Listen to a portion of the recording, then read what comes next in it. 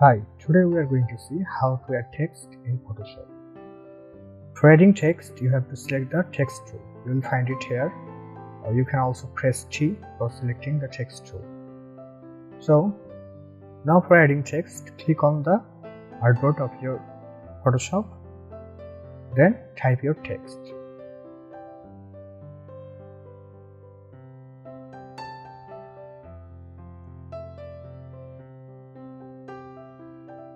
When your text was typed, then you can click on this tick icon for finishing the type. You can click on this for canceling your text. And here, if you want to change your text color, then select your text. You can press Ctrl A for selecting all text, or you can also select by dragging the text. Now, click on this color icon and you can change your text color from here.